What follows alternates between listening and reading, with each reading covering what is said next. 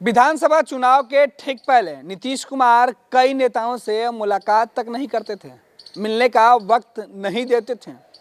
लिहाजा कई बिहार के नेताओं ने नीतीश कुमार के ऊपर प्रेस कॉन्फ्रेंस करके इन बातों का आरोप लगाया था कि मुख्यमंत्री तो मुलाकात ही नहीं करते हैं, मिलने का वक्त नहीं देते हैं।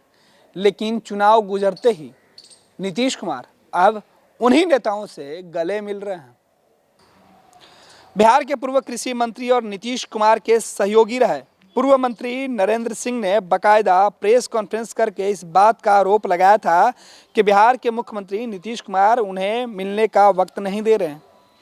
नरेंद्र सिंह अपना दर्द बता रहे थे कि कैसे उन्होंने 2005 में नीतीश कुमार को मुख्यमंत्री बनवाया था, लेकिन नीतीश कुमार इतने बड़े धोखेबाज हो गए हैं कि दर्जनों बार फोन करने पर भी मिलने का समय नहीं देते हैं।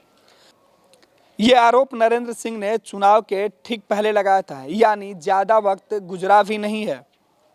लेकिन अब ताज़ा अपडेट है कि एक सप्ताह पहले नीतीश कुमार ने खुद फ़ोन करके नरेंद्र सिंह से लंबी बातचीत की।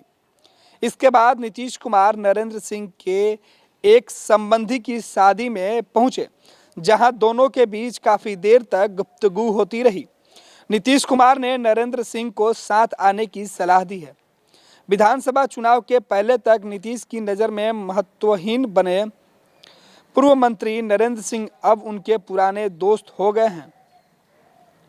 रविवार को पटना में नरेंद्र सिंह के एक रिश्तेदार की शादी थी।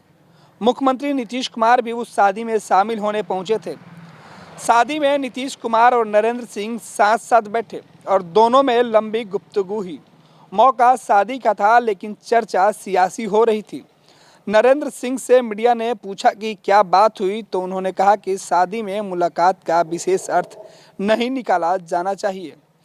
पिछले साल बड़े बेआबरू होकर जेडीयू से निकले नरेंद्र सिंह से नीतीश ने पूछा कि पार्टी में शामिल होने पर उनके क्या विचार हैं।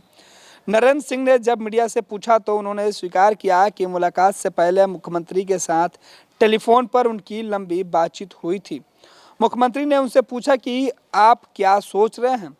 मैंने उन्हें यही जवाब दिया कि उनकी राजनीति शुरू से किसानों मजदूरों पर केंद्रित रही है, आगे भी उसी दिशा में काम करेंगे। मीडिया ने पूछा क्या आप जेडीयू में शामिल होने जा रहे हैं। नरेंद्र सिंह का जवाब था, हम मजदूर किसानों की समस्या के निदान के लिए संघर्ष कर रहे हैं। मेरे विधायक पुत्र सुमित कुमार सिंह राज्य सरकार का समर्थन कर रहे हैं। अब हम विधानसभा चुनाव का एक वाकया आपको याद दिलाते हैं। विधानसभा चुनाव से पहले नरेंद्र सिंह ने खुद तो नीतीश कुमार के खिलाफ मोर्चा खोल रखा था, लेकिन उनके बेटे सुमित सिंह नीतीश कुमार के पक्ष में खुलकर मैदान में उतर गए थे। सुमित सिंह अपने क्षेत्र चकाई में जेडीयू की बैठक कर रहे थे, पार्टी के कार्यक्रम में जी जान से लगे थे। लेकिन जब चुनाव आया तो नीतीश कुमार ने सुमित सिंह को टिकट नहीं दिया। चकाई से विधायक रह चुके सुमित सिंह को टिकट नहीं देकर वहां से जेडीयू ने नए उम्मीदवार संजय प्रसाद को मैदान में उतार दिया था। हालांकि सुमित सिंह निर्दलीय चुनाव जीत गए, लेकिन सियासी हलके में चर्चा यही हुई कि नीतीश और नरेंद्र सिंह के बैर इतना ज़्यादा था कि सुमित सिंह को बेटिकट कर दिया गया।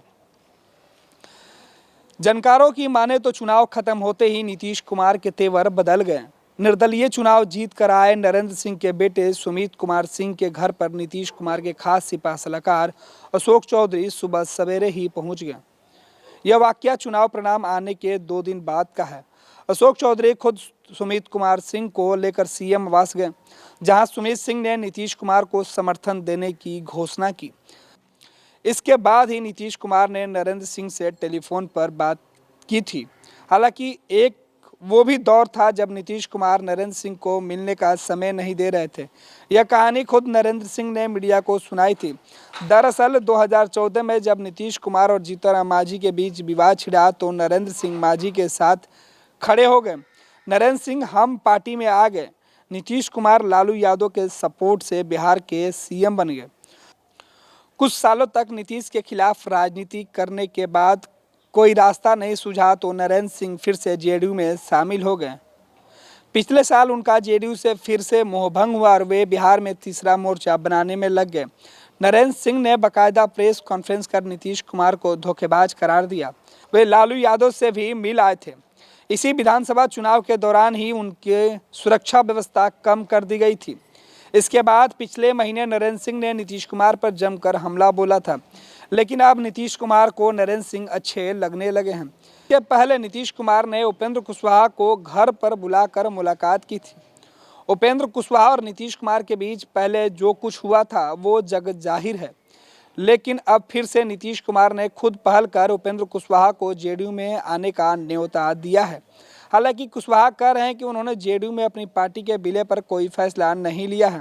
सवाल यह है कि क्या नीतीश कुमार को अब लग रहा है कि उनके सियासी जमीन खिसक चुकी है, इसे वापस लाने के लिए उन्हें पुराने साथियों की फिर से ज़रूरत है। लिहाजा वे तमाम लोगों को वापस अपने पाले में लाने की कोशिश में लगे हैं जिनका सियासी वजूद है, लेकिन नीतीश की बेरुखी के कारण ही वे जेडीयू छोड़कर चले गए थे। फर्स्ट बिहार की ब्यूरो रिपोर्ट।